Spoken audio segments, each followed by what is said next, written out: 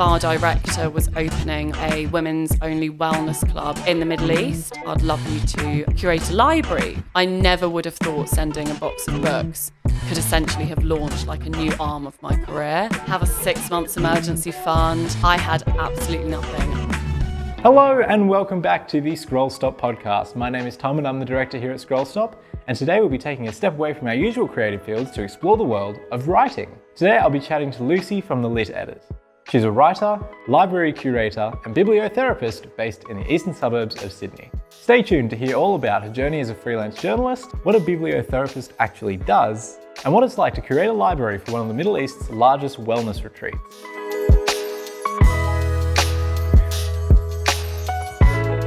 So Lucy, thank you so much for joining me. Thank you for having me. No, welcome to Scrollstop. Could you just introduce yourself for our listeners and your creative background? Yeah, of course. So I'm Lucy. I'm obviously, my background, I'm from the UK. I moved to Australia 9 years ago. And before I moved here, I headed up the social media for the Women's Prize for Fiction, which is quite a popular fiction prize in the UK. They've recently launched a non-fiction arm. I've now been in Australia for almost 9 years, and at the moment I split my time between freelance writing, hosting the Bondi Literary Salon, which is a series of author interviews and book clubs at Gertrude and Alice in Bondi. I also run bibliotherapy sessions, which is essentially where I prescribe books to clients depending on what sort of thing they're looking for in their reading. And I also curate libraries for hotels, wellness retreats, and Airbnbs. That is an incredible range of things to be doing. It's a bit of a mouthful as well. Yeah, definitely. I guess my first question is, why head to Australia? What was the impetus to head over here? I met a boy when I was on here on holiday on a boat. The classic, meeting a boy. I met a Kiwi guy on a boat. Spent 6 days with him and thought he was the one. So I packed up my life in London and moved here for him. Didn't work out with him, but I do say he was the best mistake I ever made. Oh, that's great. It seems to be a lot of people have those travel stories that get them over here and then just find their way from there. Yeah, that's definitely what happened to me. Yeah. And you mentioned, first of all, that you're a writer. Yeah. So what's your writing background? Do you do fiction, non-fiction? Yeah, of course. So my writing background is sort of freelance journalism. I do copywriting for some clients. I've written for lots of sort of big brands, including Bailey's, the Irish liquor, Google, Nike. And then I moved into sort of freelance journalism. So writing for Australian publications like Body and Soul, and The Guardian and Collective Hub, and I also write for a few publications back in the UK. So it's all non-fiction. It tends to be quite sort of narrative-led stories. For example, last year I went to Finland on the 4-day happiness retreat. Finland won the place of sort of the happiest country in the world. Right. So they sent some journalists there to find out what it was that made Finns so happy. So I wrote about that for The Guardian and Body and Soul. I also went to Mexico to learn Spanish, so I wrote about that for The Independent. Amazing. So bit of a mixed bag, but definitely sort of narrative nonfiction. And I have been writing a memoir on and off for about 5 years, but I'm only 3 chapters in, so that's sort of a pipe dream rather than a current project. A long-term project. Yes. You've got to have them. Got to keep it going. That's really exciting. How do you find the freelance writing life sort of working? Do you find that you have to pitch stories to different outlets a lot, or are you more an outlet will give you a brief and you'll work to that? What's the process there? Yeah, so it's definitely, certainly in the freelance journalism side of things, it's a lot of pitching, a lot of being ghosted and ignored. I would never want anyone, I have lots of friends and people that I know on Instagram and whatever, they sort of, they see the articles that you publish and they think that you're killing it, but they don't see the sort of hundreds of emails that go unanswered or editors that ghost you. So I would certainly never want to pretend that it's otherwise, because I know it's such a coveted industry. Lots of people do want to do more freelance journalism, particularly the travel side of things is very competitive and very sought after. My experience has certainly been pitching, most of the time getting ignored, sometimes getting a yes and a commission. Yeah. So you seem like you've got a wide range of experiences, Yeah. and you've talked about a few of the great ones. Yeah. I always like to ask our guests, what are some experiences that were maybe a little unexpected and you had to adapt to, whether that be when you were traveling or Yeah. working with particular clients? Like, what was something that didn't quite work out at the time and you had to adapt? Oh God, how long have Anything you like that? got? So the first time I've had to leave Australia twice. I say I was deported, but that's slight poetic license.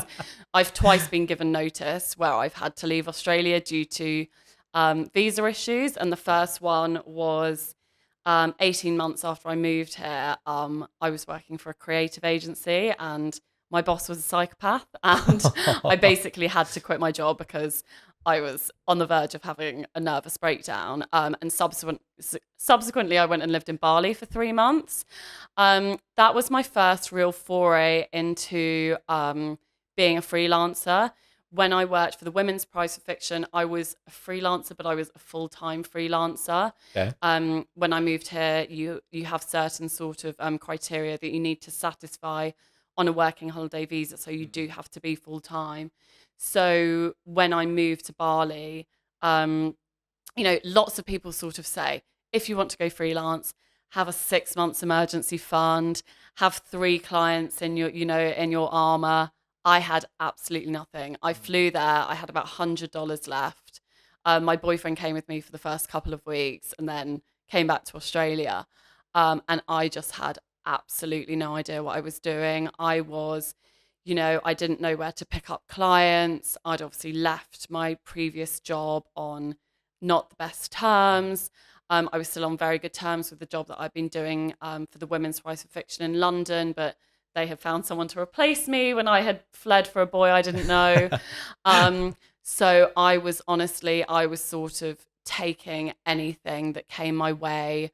And I was very much, I didn't have any processes in place. And it's taken me, even now, I still feel like, I think a real key of being a freelancer is being really organized, and I'm not one of those people that is, I'm that person that, like, if my deadline is at 5 p.m, I'm probably starting it at 2 o'clock in the afternoon. Right. I have a deadline for this evening that I haven't yet, Yeah. I read books last minute, even when I'm hosting book club. Like, it's just part of my personality that, try as I might, I've not been able to kind of hone into a different, to make it work better for me. So certainly the beginning of my freelance career was certainly not how I would have wanted to go into freelance, and it's certainly not how I would recommend anyone does. Oh yeah, no, I feel you strongly there. Yeah. Transitioning from full-time work to freelancing was a big jump. Yeah. And getting used to making use of the downtimes rather than just, kicking back like, oh, I haven't got much on this week, but next week's going to be busy, so let's just relax. Yeah. But So then, instead of being like, maybe I should start the work that's due next week, I'm Yeah. like, oh, I can read 3 books this week and go to yoga every day and just Yeah. chill. And then I'm like, oh God, I've got so much work to do. Yeah. So yeah, I keep thinking I might one day like master it, but I've been doing it for 9 years and I haven't yet. Still plenty of time, right? Still One plenty of time. hopes. Yeah. No, that's great. And now I'm more interested in hearing about the bibliotherapy side of Yeah. things, because that's a term I haven't really heard before. Can you Yeah. explain that? Lots of people haven't heard it, and whenever they ask me to explain, I always get a complete brain freeze, and I'm like, what does it mean? So basically, bibliotherapy is a form of recommending books for wellness purposes. I launched bibliotherapy sessions with Gertrude and Alice, the bookshop in Bondi, during lockdown as a slightly tongue-in-cheek offering, because we were getting more and more people coming to the bookshop asking for recommendations, because lots of people had more time on their hands, and if they didn't, they were probably more stressed and more anxious than ever. So we decided to launch bibliotherapy sessions with me as the in-house bibliotherapist, where people could come to me and ask for book recommendations to alleviate stress or to help with anxiety. Or it could have been something as simple as, I've never read a classic before, where do I start? Right. So while bibliotherapy itself dates back to the ancient Greek times when they used to have libraries and hospitals. We sort of were doing it as a slightly tongue-in-cheek thing. It then sort of went on from there. I trained earlier this year with Book Therapy, a company in the UK, to learn a bit more about sort of common practices as a bibliotherapist. And it's a practice that sort of, social workers use it, librarians use it, therapists use it. I'm absolutely not a therapist. That would be a very much a case of the blind leading the blind. So I always want to caveat that like, do not come to me if you need therapy. But if you're looking for to use literature as a way in which to sort of treat an ailment, or if you just want to have, a chat about how to, incorporate more reading into your everyday life. Okay, that's really interesting. It's like a whole new way of finding sort of text to read and pieces to engage with. What would you say is one of the more common things people come to you with? And lots of people come to me about classics because I think, look, classics have a bit of a bad reputation sometimes. Some of them really are, Crime and Punishment, for example, is never a book. I grew up reading Babysitter Club books and Sweet Valley High and Judy Blume. I didn't ever think I would be one of those people that said, oh, Dostoevsky's one of my favorite authors, but he genuinely is. And he is a very, very readable writer. And I think lots of people do want to read classics, but they're just sort of scared off by the size. Lots of books are sort of, doorstop size, and just not knowing where to start. So that's a common sort of query that I get for sure. Okay, yeah, interesting. And that actually leads pretty well into my next question about the Bondi Literary Salon. Yeah. Could you tell me a bit more about that? Yeah, of course. So I have a book blog called The Literary Edit, which is where I started reviewing all the books that I was reading from the list of 100. I won an award for it back in 2019, 2018 maybe. And Gertrude Nallis had sort of, I had been there when I was on holiday here before I moved here, and it's my local bookshop. I was in there all the time. And then after I won the award, the owner, Jane, sort of came to me and said, we've always wanted to run a book club. I don't want to do it. I wondered if you would. And I couldn't say yes fast enough. I was like, absolutely. So it started off being a monthly ticketed get-together where we would discuss a different book each month. And I was hosting all the clubs. And then I was sort of off traveling quite a lot, and the demand got bigger. We started wanting to put on 2 or 3 a month. So we have a really, really great community of book clubbers who have also become hosts now. We've hosted really amazing events with the likes of Trent Dalton and Marcus Zuzak. So we sometimes, Gertrude Nallis is quite a small sort of space, so we only can usually fit about 35 in there. So we work with bigger venues like the Bondi Pavilion for when we're doing bigger events. For example, we had one with the author and journalist Bree Lee before. So it's sort of gone from a once a month book club to a quite robust series of sort of bookish get-togethers, which is just the highlight of mine and lots of people in the community's week and month. That's really exciting. Yeah, it's really good fun. Yeah, and what's the sort of demographic that comes? Is it all sorts of people? Mainly women. Mm-hmm. Mainly women. We will sometimes if there are 35 of us, 32 are probably women. The age span is pretty huge. We have some people in their 20s. We have some in their 70s. Definitely skewed towards a female readership. We like, not for want of trying. It just happens to be that's sort of the demographic, I think, that we sort of appeal to. But we get lots of people coming on their own, but people do also come with friends as well. That's really, really nice. It's like an organic community sort of built around that sort of shared interest, which is great. Really nice. That's awesome. And my last sort of topic I wanted to cover is you mentioned you're also a library curator. Yes. Now, is that a professional side of thing? Is that a passion side of thing? Where does that lie? Bit of both, I suppose. So it sort of came about quite randomly, as I always think that as creatives, we always have to be sort of quite receptive to things, to sort of doing something, not ever knowing what might come of it, or not doing something with a purpose that you hope something's going to come back from it. And I always need to caveat when I say how this came about, because it sounds so bougie. I was reviewing a sleep retreat in Italy with my mum for the Telegraph back in the UK. So we were on a 7-day sleep retreat.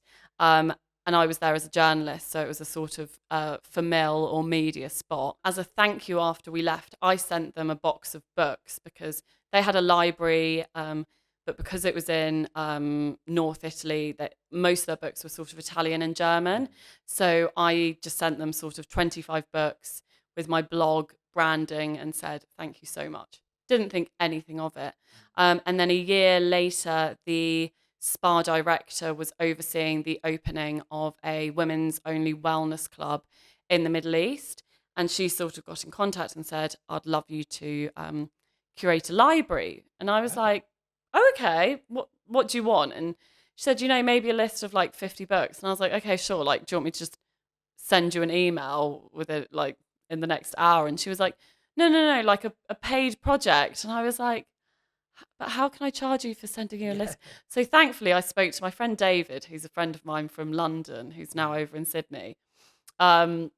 He's much better at that side of things. And he was like, it's in the Middle East. You're charging them a big sum for this. So I ended up putting together a project where I got them 100 books. I got some of them signed by the authors. I bought really beautiful bookmarks. We branded them all. And that was sort of the first library curation project I did. They were really, really happy with that. And I've since started working with Airbnbs in Australia. I've just been to Tasmania to do 2 Airbnbs on the water there. I've got a hotel that I'm doing a project with in the UK. Got another Airbnb on the Central Coast that I'm doing a project with. So it's definitely a professional offering, but it's one that doesn't feel like work. So I feel unbelievably fortunate to have been able to sort of marry the two. And you just never know what is going to come from something that feels quite minor to you. I never would have thought sending a box of books could essentially have launched like a new arm of my career. And I think it's really a lot of things that have happened in my career, like connections I've made and projects I've worked on, have come from these slight chance occurrences that I didn't put any weight on at the time. They say that success is a marriage of opportunity and preparedness, right? Yes. So was it Conor McGregor that said that, or did he just? I really hope it wasn't. I know that he said it in his Netflix documentary, and I remember thinking, God. is that your own quote, Connor? Have you taken it from someone else? I hope you took it from someone. If I We'll have to look it up. I think I just want to retire. I quite like Conor McGregor. He's a bit rough around the edges, but he sometimes comes out. An interesting character, I'll say. Yeah. Now, we've got probably time for just 2 last questions that I'd like to ask. One's very short, but we'll go with the first one, which is, what would you tell young Lucy about getting into the creative world, whether it be freelancing or the library side of things, bibliotherapy, any of those? If there's a young person starting out looking at your career and going, I want to follow something like that, what would you say to them? Follow your passion and think outside the box and take every opportunity that comes your way. For me, I love meeting people, and I know not everyone does. I know, that's not something that sort of is as, I find it quite easy to speak to people, and I love talking to people about books. So much so that I see people's like eyes glaze over with boredom whenever I sort of, I'll see someone at the bus stop reading a book that I've read, and I'll be like, I love that book. But certainly for me, a key part of my creative career has been sort of, meeting people, talking to people. I think networking gets a bit of a bad rep, and I certainly don't go to sort of like networking events, but go to book clubs.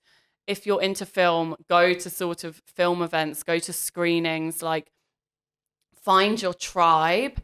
And certainly like thinking outside the box in terms of, my background is in books and it is in writing, but I have very much kind of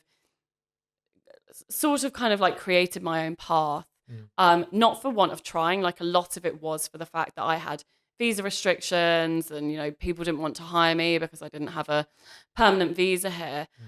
So I had to sort of carve out this path. But I think thinking outside the box, like, okay, what else can you do that's in that, in your sort of, you know, related to what you're passionate about, but not necessarily this linear career. And definitely, I think it's so cheesy saying, you know, like follow your passion, follow your bliss. But when you're doing things that don't feel like work, you're always going to overperform and over deliver. So passion, people, and thinking outside the box would be my sort of, and, you know, I'll just say to younger me, like, I don't know, don't do it. No, that's just like in life in general. Yeah. In terms of my career, I'd just be like, you know, just keep going and it will work out, but it might not be in the way that I had thought. Yeah, no, that is incredibly, that's great to hear. Yeah. Pretty much all of the guests that we've had on here have had similar advice where if you stick with it and it's something you're passionate about, it will work out eventually. Yeah. And I think that's something that young people really struggle with. So it's great to have that reinforced. Yeah. My last question for you is, how can people find you and how can people find the book club and get involved with you if they want to? Of course. So I'm on Instagram. I am the Lit Edit on Instagram. My blog is called The Literary Edit, but the Literary Edit handle had been stolen. So I'm the Lit Edit. So it's a bit of a weird one to say. I have a Substack as well where I host a series called Desert Island Books where I interview authors about their favourite books. So on Substack, I'm the Literary Edit, and Gertrude and Alice are on Instagram, and that's where you can go to find out about all our Bondi Literary Salon happenings. Perfect. Well, thank you so much for coming on. It was great to hear about your world because it's quite different from mine, but it's still really, really interesting. So, amazing. So it's been great coming. Thanks for having me.